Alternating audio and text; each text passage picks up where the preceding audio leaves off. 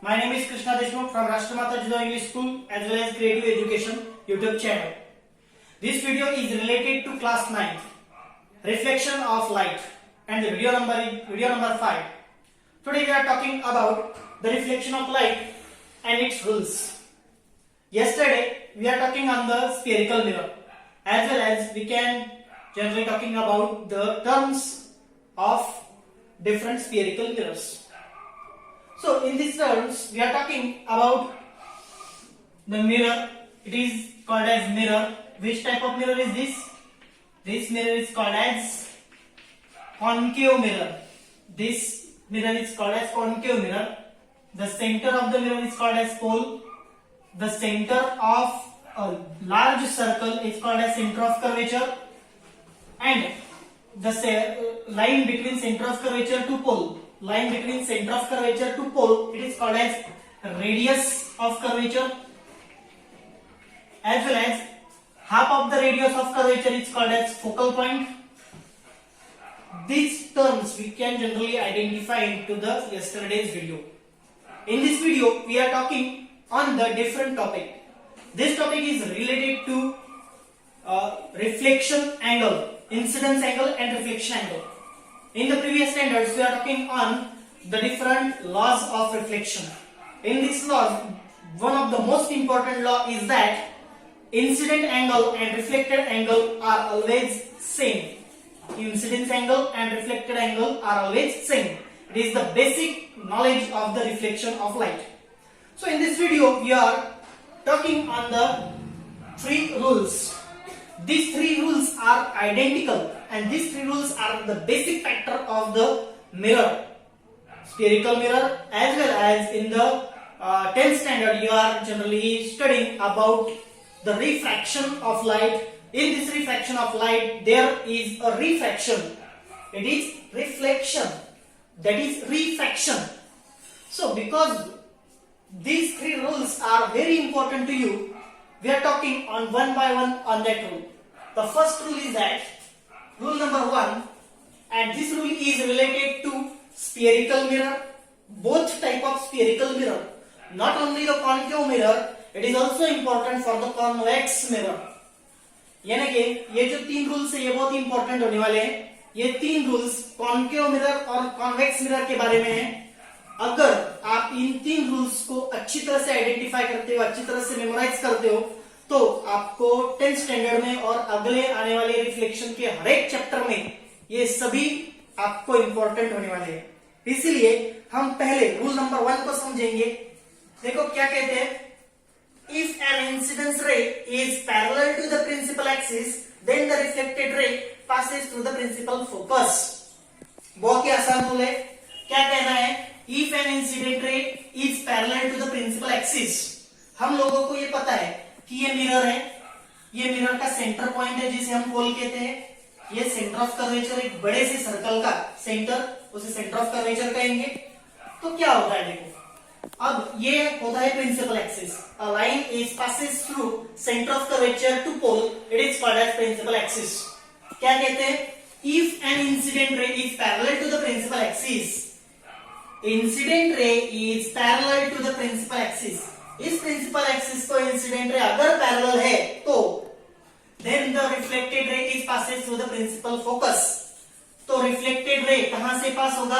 It is passes through the principal focus. This point is called as principal focus. समझ लीजिए. If an incident ray is parallel to the principal axis, then the reflected ray is passes through the principal focus. Very simple rule. If an incident ray is parallel to the principal axis, then the reflected ray is passes through principal focus. अगर incident ray principal axis को parallel है तो reflected ray principal focus से pass होगा, principal focus से pass होगा. इतना simple ये रूल नंबर 1 है. आइडेंटिफाई करना है, इस रूल को अच्छी तरह से मेमोराइज करना है और डायग्राम को समझना है. इंसिडेंट रे अगर प्रिंसिपल एक्सिस को पैरेलल है तो रिफ्लेक्टेड रे प्रिंसिपल फोकस से जाएगा, रिफ्लेक्टेड रे प्रिंसिपल फोकस से जाएगा. रूल नंबर 2 क्या कहते हैं देखो. रूल नंबर 2 में If an incident ray is passes through principal focus, the mirror of the reflected ray is passes to principal axis. इस रूल के एग्जैक्ट उल्टा है। क्या कहते हैं देखो, if an incident ray passes through principal focus, if an incident ray is passes through principal focus, अगर incident ray principal focus से पास होता है, ये देखो ये इंसिडेंट रे है, इंसिडेंट रे अगर प्रिंसिपल फोकस से पास होता है, if an incident ray is passes through the principal focus, then it is parallel to principal axis. Reflected ray principal axis से पैरेलल होगा। देखो अगर इंसिडेंट रे प्रिंसिपल फोकस से pass होता है तो मिरर के ऊपर टकराने के बाद वो प्रिंसिपल एक्सिस से पैरेलल होता है। क्या कहते हैं, if an incident ray is passes to principal focus then it is parallel to principal axis. Incident ray passes to principal focus then it is parallel to principal axis. अगर incident ray principal focus से pass होगा तो वो reflected ray principal axis के साथ parallel होगा, principal axis के साथ पैरेलल होगा अगर प्रिंसिपल फोकस से पास होता है तो। ये दूसरा रूल है, उसकी डायग्राम है। आपको आपके नोटबुक में डायग्राम निकालनी है, रूल लिखना है, डायग्राम निकालने की है, ये रूल लिखने का है, डायग्राम निकालने की है। तीसरा रूल क्या कहता है समझो, ये तीसरा रूल है। इस तीसरे रूल में क्या कहेंगे देखो, rule number 3, if an incident ray passes through centre of curvature, कहां से पास हो रहा है, if an incident ray is passes through centre of curvature of the mirror, the reflected रे trace the same path back. क्या कहते हैं, trace the same path back. समझ लीजिए, अगर इंसिडेंट रे सेंटर ऑफ कर्वेचर से जाता है, ये देखो ये मिरर है, एक बड़ा सा सर्कल होगा, उस बड़े से सर्कल का जो सेंटर होता है उस सेंटर को हम सेंटर ऑफ कर्वेचर कहते हैं।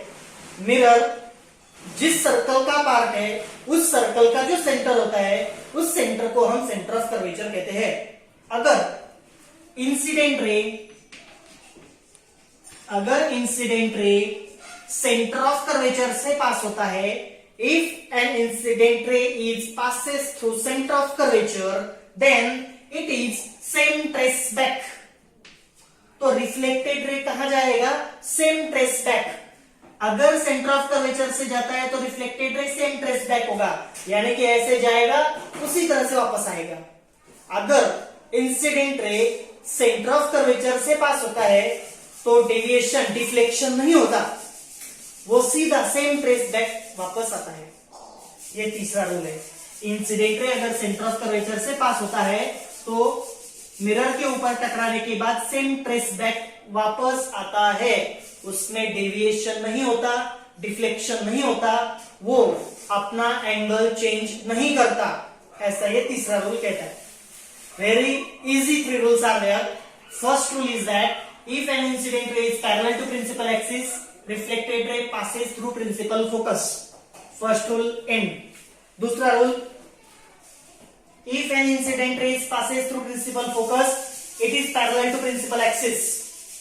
Incident ray passes through principal focus parallel to principal axis. दूसरा रूल finish. तीसरा rule, if an incident ray passes through center of curvature, it is reflected ray is same trace back.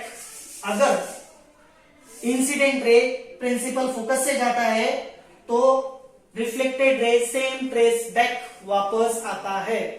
इस तरह से ये 3 rules reflection of light के बारे में है।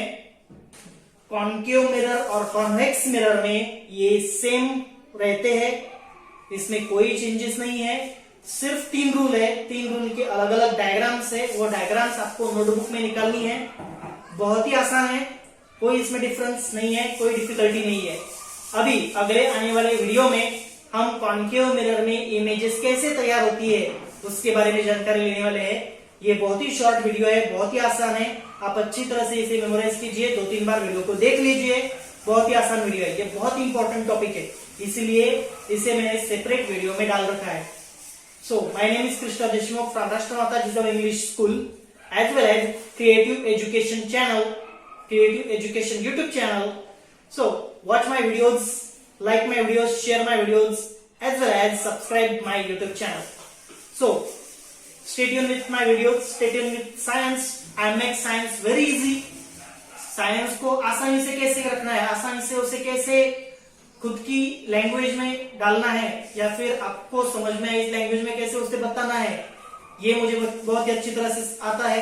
ये मेरा स्किल है और वो मैं मेरे वीडियोस के जरिए आपको बताता हूँ। सो अगर वीडियो आपको पसंद है तो लाइक कीजिए, शेयर कीजिए, सब्सक्राइब कीजिए, मेरे चैनल को जितना चाहे उतना फॉलो कीजिए, या फिर उस चैनल को लिंक को शेयर कीजिए, ताकि क्लास 9 के और बच्चे आपके साथ जुड़ सके और इन वीडियोस को लाइक कर सके, देख सके और अपने साइंस के नॉलेज को बढ़ा सके। सो my name is Krishna Deshmukh from creative education YouTube channel. Stay tuned with me. Bye bye. Good day to you.